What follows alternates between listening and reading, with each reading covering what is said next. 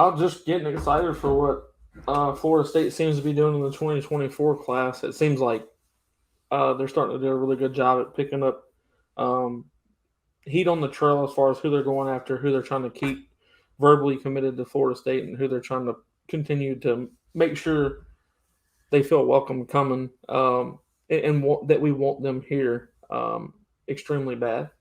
I don't want to make it sound like we're desperate because we're not, but um, key ones that I like pointing out, especially at this time, is Jojo Trader, which in who's recruiting him with Dugans. He's shown us last year that he can recruit at a high level with landing Hakeem Williams.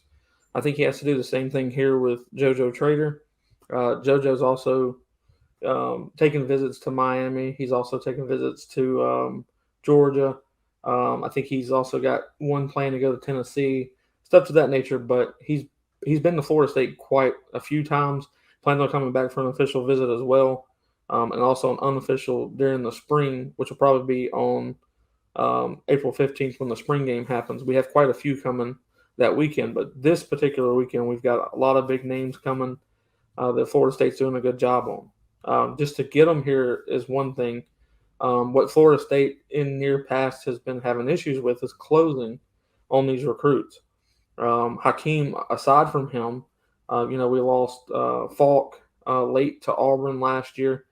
That was one that I kind of felt like we shouldn't have lost. You shouldn't have lost momentum in that recruiting process, but we did. He ended up going to Auburn. Regardless of the reason, I think it's the coach's job and the facilities to prove that you can't live without what we offer. And I think Florida State's figured that out. I think the coaching staff has done a much better job this year, each and every one of them, at showing what it is to become a Florida State Seminole and what the expectations are and how much competition it is.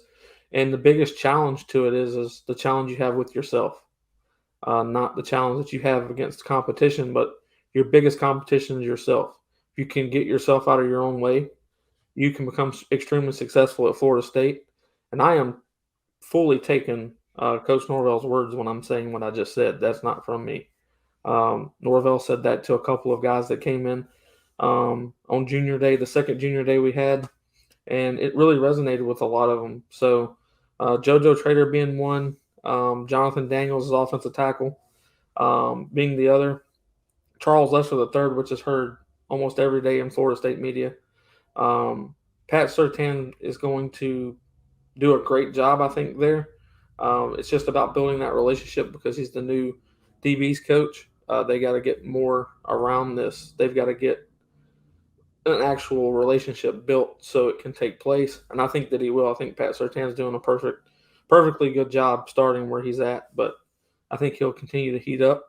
And then Dylan Stevenson, which is an edge. Papuchis, I can't say enough about what he's done with developing the edge players that came here. I know he's telling the edge recruits the same thing of where we put edge players at, and that's in the NFL. He has multiple factors to be able to prove from that. So I think that Florida State's doing a really good job in the 2024 class. I do want to give three quick players that I think Florida State fans should be on the watch out for in recruiting that we're trying to flip, and we have a good shot at doing so.